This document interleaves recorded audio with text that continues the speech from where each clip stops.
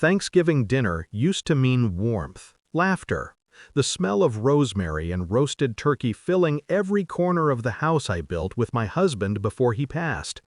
This year, it meant something else. Silence. A silence too deliberate to be peaceful. I was clearing the dishes when I heard them, my daughter, Emma, and her husband, Mark, talking in the next room. They thought I'd gone upstairs. "She's getting too forgetful," Mark said, voice casual, fork scraping against the plate. "We'll tell her it's safer in the home. Once she's out, we can move in. Mom and Dad can finally settle here." Emma laughed. "She'll probably even thank us." My hands trembled just once, over the sink. Then they stilled. That was the moment something inside me hardened. Mark had been charming once. He'd called me Mom before my own daughter did after her wedding. He'd insisted on handling my bills, just to keep things simple. I wanted to believe he was helping. I wanted to believe Emma had married a good man. But over time, I noticed the small shifts. The mail redirected, the bank calls going to his number, his sudden interest in the house deed after my husband's passing. When I asked questions, he smiled. "You don't need to worry about that." That was his mistake. He assumed I wouldn't. The night I overheard their little plan, I didn't confront them. I smiled when they offered me pumpkin pie. I even said, "You two have been such a blessing." And I meant it, because blessings sometimes come disguised as warnings. That night, I went to my study and opened the drawer Mark thought I never touched. Inside, the original deed, the one in my name only. He'd tried to transfer ownership, but he needed my signature. He'd never get it. So I started my plan.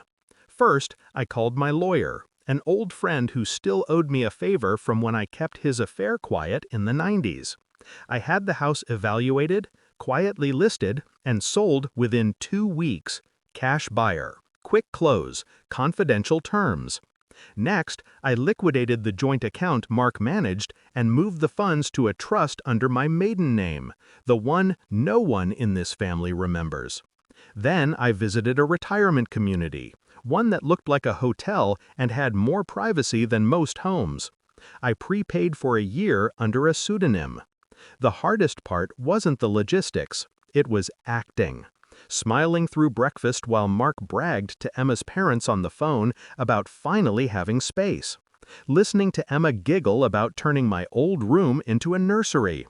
Pretending I didn't know the future they were decorating was built on my erasure. Thanksgiving morning came. Mark carved the turkey like a man cutting into victory. Emma poured wine, her eyes bright, her gratitude rehearsed.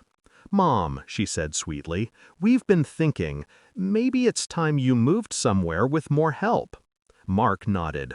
"There's this lovely place near the lake. We can visit any time." I smiled. "That sounds wonderful." They relaxed instantly. Predators always do when the prey stops struggling. By evening, they were already planning the move, packing a few boxes from the attic. Family photos, heirlooms, even my china. They called their friends, boasting about their new home. I just watched, silent, patient. When they left for dinner with his parents, I made one final call. The buyer wired the remaining amount. The deed transferred. The sale closed. I left before dawn. No goodbye notes, no forwarding address, just a small card taped to the kitchen counter. Some homes aren't meant to be inherited. They're meant to be earned. By noon, my phone buzzed endlessly, Emma's number flashing again and again, then Mark's, then unknowns. 77 missed calls before I powered it off. I imagined the scene. Mark trying his keys, the locks changed, the realization settling in like cold rain. His voice raised, Emma crying, confusion turning to panic.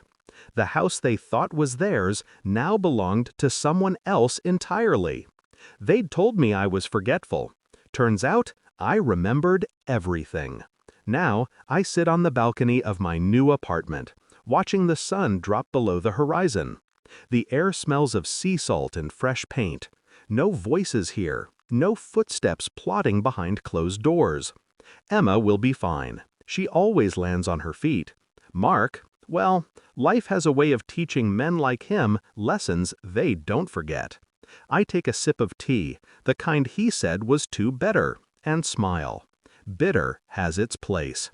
It keeps you awake. It keeps you alive. And as for me, I may have disappeared, but I didn't vanish. I simply reclaimed what was mine.